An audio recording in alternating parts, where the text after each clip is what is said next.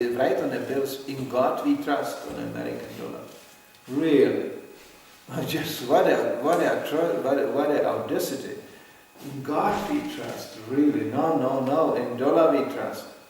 Whoever makes money and helps other people money, he is the saint. It doesn't matter that the Tamil president, that's actually the president, is a corrupt rascal, engaged in most far-out sexual activities right away in White House. No problem. No problem. As long he helps the Wall Street rolling on, and as long the money goes on, it's fine. Everything is fine. And if we don't have money, we print more. And the leading nation of this world is the most indebted one. It's just on the verge to collapse, the whole system. They're patching it week by week. People are, and still people take loans, people take, put themselves. There's a conspiracy actually. I just met in Czech Republic 2 devotees who are actually, obviously, economically minded. So they are members of a new movement which was started by 2 Russians, obviously very rich people, who completely disconnect themselves from any bank. Actually, they started their own bank. And their motivation is that they perfectly can document how the banks work together with the governments to control people. How? Well, you put the people in debt as fast as possible, because whoever has, you promise them quick sense gratification. They have to take a debt, a loan. They are indebted.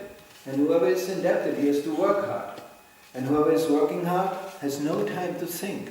And whoever has no time to think, he will not make any revolution. So there's 2 ways to manage people. By buying them off with money, or like in the communistic days where the money was not there, well, with the last money you have, you buy lots of machine guns, and you buy lots of weapons, and the last money is always invested into the police force, which then controls people by a very brute power. That's all. So this is how money is used in Kali Yuga. It's a very relative thing. Unless it's not backed up by gold and by something tangible, it's just an illusory paper thing, number. It's just a number. When you go in a Wall Street, did you ever see a picture of Wall Street? How they stand there in a hall, completely insane, yelling over each other, just buying and selling some numbers, just pushing numbers around. And you know what is left over after the whole thing? The whole huge hall, where all the people make their money, is just covered with a huge amount of paper. Maybe you notice when Americans celebrate some holiday in New York and this, they throw out this huge amounts of paper out of the windows, because they use it actually as a way to clean up. So they shred the paper and throw it on the street, and it creates a kind of festival thing. But actually that's the value of that money. You can just shred it and throw it on the street. There's no value in it. And you know what is the most useless and most actually filthy documented bill? Money bill. They make a research. Just imagine what they waste their time with. They made an international, global, worldwide research. Which money is the most filthy one in the whole world? Just collecting bills, randomly, and just putting it under a microscope and see how much bacteria and how much filth is on it. Now, I would spontaneously say it must be the rupee. Guarantee. Because the way how money is treated in India is unbelievable. They stash it together with a big iron, thing, just jam it, so respectless, just, the poor Gandhi on it still printed, and they treat it real like, because it's so useless, so they have it, it's coming like bricks, it's in kilos. No, the most filthy documented money is the Danish krone. I think it's 50 krone now. It was 20 krone those days, they examined. That's the most filthy money on the whole planet. Just by touching it, you can get sick. So, never actually ever thinks about it. Nobody's going to wash his hands after counting money. They think this is so nice. But actually, it's an incredibly filthy thing, because it goes through so many hands, until it becomes unrecognizable. You can just shred it. It's nothing. And they have to print new all the time. So this is the value of the money people are ready to lay down their lives for. So of course, This is how one becomes devotee. And that's how you see when people work hard, acquire money, and they realize, what have I done? I just met a really well-to-do Russian family. They had the son. Suddenly, that's why you go around and preach. You end up in the most strange situations. I end up on an airport, a local miniature airport, where the son, 17 years old, was that Sunday flying around in the air on the airplane. Not engine powered, this sailing airplanes. They shoot them like with a gummy in the sky. It's incredible power actually. He goes high in the sky just by tied up to a gummy string. There's a winch, there's a truck who is winching him up very fast, and the gummy string pulls the airplane up. It's very light airplanes. And then you stand there in the air, and then you disconnect yourself, from the string, and then you sail along the wind. It's like sailing on the ocean with a boat, but this is sailing in the air. You don't see much of this in Denmark, I guess why, because the wind is so powerful, it will just sweep you all the way to Norway or something like this. But in Middle Europe it's not that. And it requires a great skill to stay as long as possible in the air. You have to know something about the air, flows and things like that. But the sun was hanging there in the air. Usually they last like 10 minutes, then you have to come down again. And I had to stand there. And this couple, these Russians, they just built a house double as big as our temple. But they are just a family with 2 children who will soon probably leave you. So they realize, what have we done? We have this huge house. We struggled so hard to build this. One house of this size, it's not even lived in. It's just empty. They live only in half of it. So what did they do? They realized that we just make programs, preaching programs, invite as many Russians as possible. Therefore, actually, houses which are not used for preaching purposes, simply empty places, where you can hear the ticking of the clock on the wall, and the only sound is, when you flush the toilet. There are this kind of settlements, especially in Scandinavia, many, just silent. Just the clock is ticking until the owner dies. There's nothing happening, silence, no guests, nothing. You cannot explain this to an Indian or even a Russian, because these people can populate, a room with 5 square meters. You will find 20 of them living inside.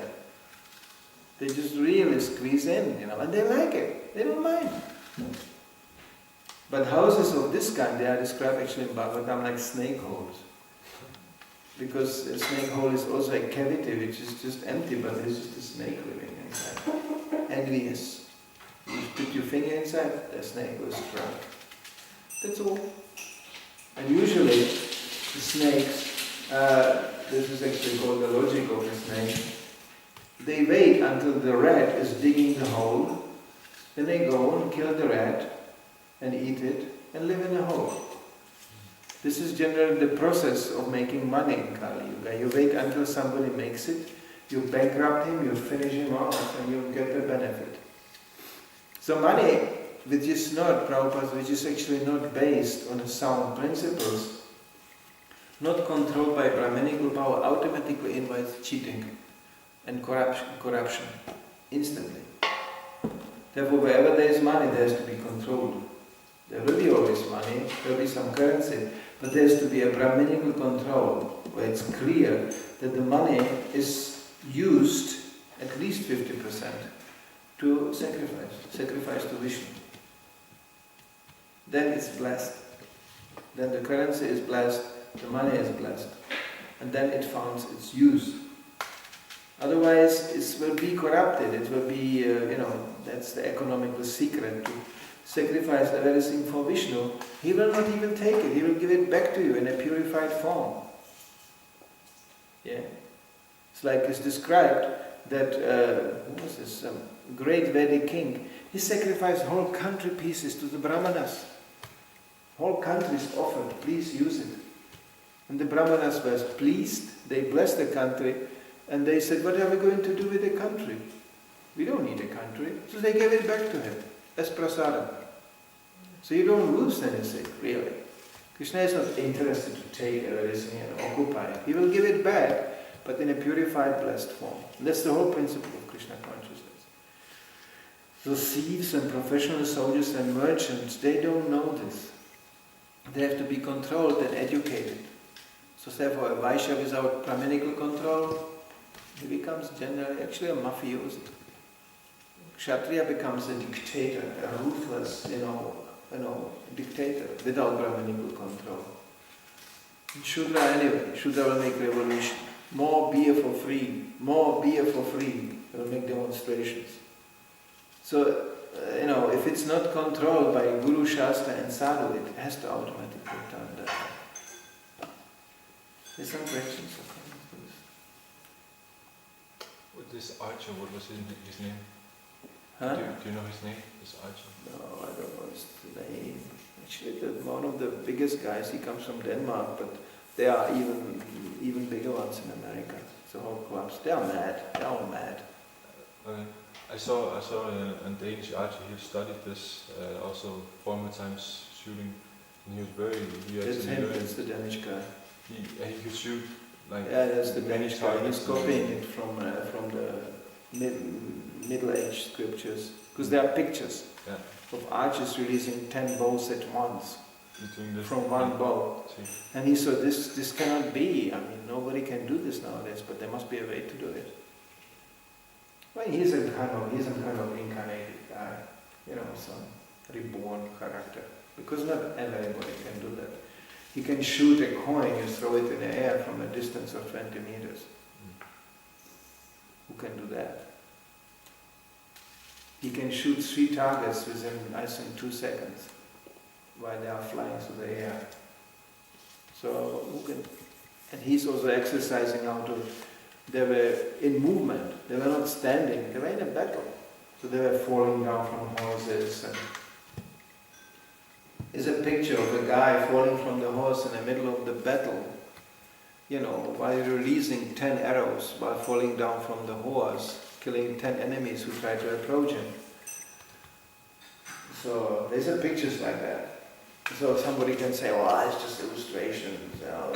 No, that's it. In those days, the paintings were like photographs. They documented, because they had no photo. So they documented it like this. So he tried that. And it works. He runs, on a stage, and then he falls down on a mattress, and while he's falling, he's releasing all these arrows, stuff like that. Yeah, this is a gift, but it just demonstrates that this descriptions in a Vedic, this is not mythology. This is just descriptions of something. If even in the Middle Ages they could do it, which was much, much more later after Kurukshetra. What to speak of Kurukshetra, what they were doing there. So these stupid scientists, they just think, they were barbarians, just with a bow and just shooting with arrows and bows. That's primitive. They didn't have remote control missiles. They didn't have drones flying around with no pilots shooting. They had all this, but in a hat. It's like Kadama Muni, He was a yogi. He was sitting in a forest meditating. And then he became Grihastha because it's almost a story of a devotee. He said, my wife will also be meditating. Good. Because he liked to meditate. He forgot that actually, wives like to meditate, but in another environment. Wives have another sort of meditation. Sometimes it can take a very simple form. I just had a program with the Russians, and then it was like 20 Russians sitting there listening. They are fantastic listeners. Lecture like this can last in Russia for 12 hours non-stop, and nobody goes out. They are such intense listeners. So, but as soon one lady entered, and she just had a newborn child, one of these, 4.2 kilos packages, just going, all the ladies lost mind control completely. They couldn't help it, they just couldn't control it. They were just, God, oh God. And I just laughed and I couldn't help it. I just use it as an example. How easy it is to, the mind can be diverted to the point where you really most intense attachment is. Therefore, devotees strategically put themselves in situations where this cannot happen, or the chances were limited. But this was such a nice example because they were just wiped out in 1 second. And they were just immediately going to touch it and carry it. And woo. It's natural because that's what babies need. They have to be taken care of. Even you don't get much out of it, just lots of nappies and, But it's just a completely natural thing. Otherwise people wouldn't survive. They will die out. There'll be just yogis around. So Kadamuni was thinking, but then he realized, oh no. And then he just, realized his wife was once some really good ride. This one famous actress in Hollywood said, for a woman, a marriage, this is like an excursion to another dimension, to another planets. For a man, it's like a parking lot, like a garage. Oh yes, I'm parked now, good. We maintain the garage, and everything is secured, good. Men are very simple actually. But Stri, female, that principle, that's what expands all the colors, smells, tastes, everything. So Kadamuni realized that, so he said, oh, okay, then we make a little griya. And out of his mind, because of his yogic power, he created this huge airplane floating whole landscape. Actually, it was a palace and park to it, but it was actually an airplane floating in the sky. And he took, his wife on the ride around the universe. That's called really fancy, honeymoon. Sometimes the boys try to imitate it. They get married and they buy themselves a second-hand rusty Volvo and they take the wife on a honeymoon ride, to Kiruna or something like that. They think this is really adventurous. Of course, devotee wives are usually more simple, yeah. But the principle is there. Always. That's what it is. And whoever denies it is a liar. Causing himself actually quite a lot of trouble. So Krishna never says you stop. Krishna says you regulate. First regulation and then gradually with acquirement of higher taste, it naturally stops. It naturally exhausts itself. That's a natural process. So this is just an example how even in the Vedic times, what kind of sanskarification could be generated. And sanskarification of pious kind. That's a completely different quality of sanskarification. Of a pious kind. Eating, sleeping, mating and defending in a most eloquent and artistic and distinct way. It's still eating, sleeping, mating and defending, but what a culture. Here, it's just gobble it all down, have some sex and fall asleep. Average time for sex life 3 minutes, and then just fall over and sleep. Much to the frustration of the females. I don't want to get into it, but men are like that. Like buffaloes. This is no culture. There's nothing in it. But in the Vedic times, this was sacred acts. It was part of sacrifice. It was blessed by the Brahmins. That's what people seeked, the blessing. So it actually was uplifting, not degrading. Here, automatically, sanskarification identifies being identical with degradation. No, that's the tendency, that's the nature of sanskarification, to degrade you.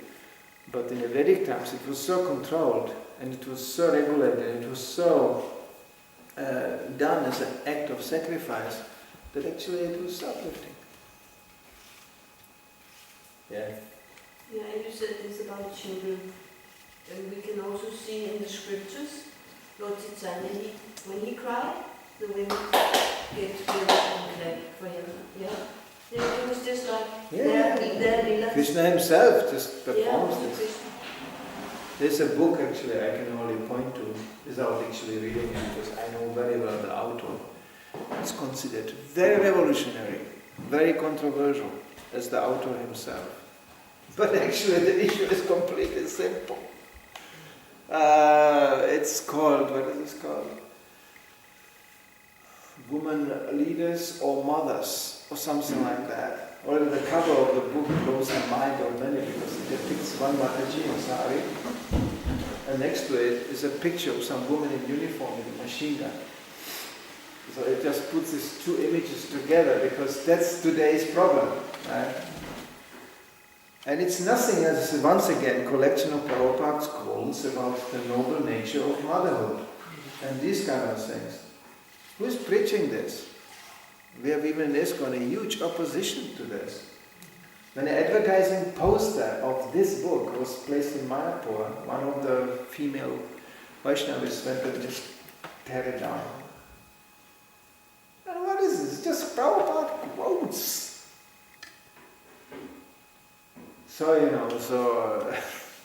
Okay, this is the Kali Yuga atmosphere.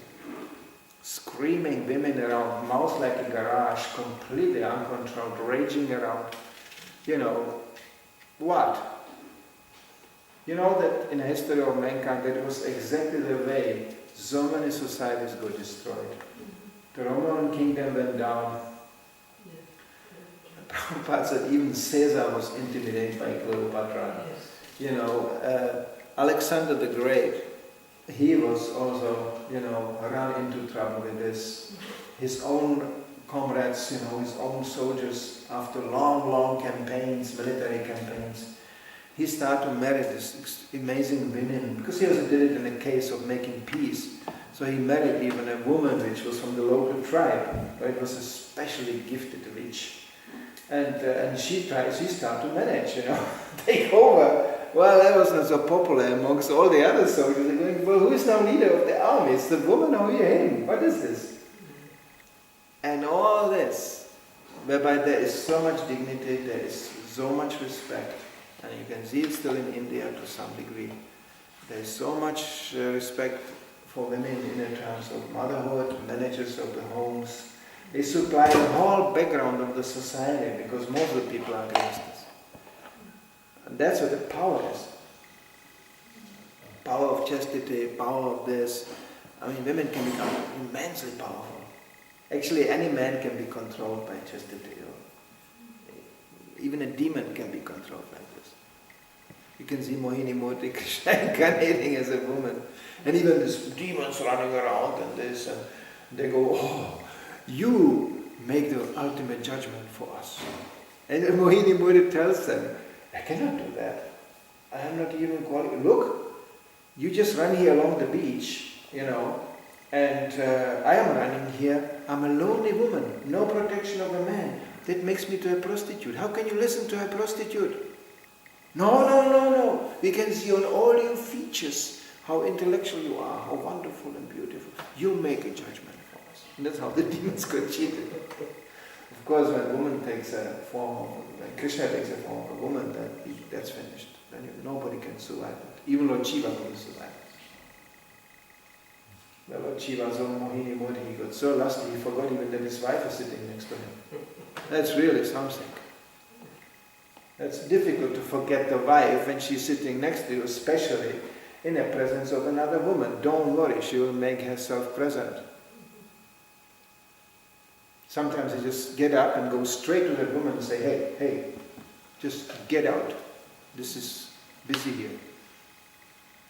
Don't try to get into the taxi. It's busy. And that's actually why men need to get married, because they need to be protected, because men are too stupid. They think, oh, taxi, there is still place enough for one more. The men are so stupid. And women, they really know how to come in this helpless shape. Help, I need a lift. Can I get into the taxi? The men, of course, no problem. There's a wife and then we have a guest. Yeah, really. Vyasa Ashrama is made for that. So there's a protection in this. It's one of the very few benefits of that arrangement. There's a protection. So Vedic times were arranged like that, but it was done in the most dignified and, and most cultured way. No dating, not this, not this checking out. I really heard in Denmark it's really established. Women first have sex, and then according to the quality of sex, whatever they judge, they ask the name of the man. They get more closely affiliated. So it's like the visit card. That's exactly described in Bhagavad. In Kali Yuga, you will be judged according to quality of sex and how much money you have. That's all. I mean, in Croatia, I visited, even one brahmachari told me, you're a funny guy, you give funny lectures and there's lots of ladies here spinning around in Croatia, And I just laughed and I told him, are you joking? All my teeth are practically false. Are you joking? He said, no. But don't worry, you are protected. They all know you have no money. I was going, oh, that's great. Thank you very much. I will really make sure I never have money in this lifetime. He said, if you would have money, they will stand queue in front of your door, asking very spiritual questions. Darshan. There's a devotee telling me that, about all these Vaishnavis sitting there in Sari, What to speak in a Kali society on what's going on there. Because women know exactly, hey, money. That's the reason why young women nowadays are actually more targeting the older men. Because the young ones, they are gone by hashish and completely spaced out and they don't see any resource in this. They are very resourceful women, So all glories to those Vaishnavis who really don't take these things as priority. Because it's not natural. You have to be a devotee for that. But this kind of incidents I get on the road, it's very relaxing. I go, great, here I got it confirmed once more.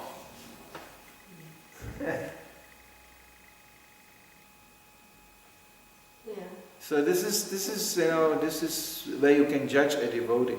Is he motivated by money? Is he motivated by fame and name? This is the test which will come to us. What is actually motivating us? Even in Krishna consciousness, what is really motivating us? Let's forget love of Godhead. Okay, let's just not even speak about it.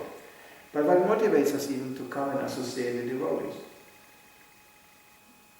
What is it? That's a good question. Prabhupada asked, why are you here? Why did you came for? To give or to take? It's an essential issue. You came to give or you came to take? And we will be tested on these grounds. All the time. It's not in the spirit. You cannot get into the spiritual world, and going, well, look, Krishna has so much jewelry. There's actually a story given to that. Very encouraging for those who are materially motivated. The story of these two thieves entering, the forest of Vrindavan. And who did they find walking around and playing there? A little baby Krishna. Somehow he got loose once again, and he was there in the forest. A little baby. But you see these pictures of Krishna as described. When he was very small, he didn't have even dress. It's actually quite practical not to dress very small children. For various reasons. They also urinate and pass. And you can wash them quickly.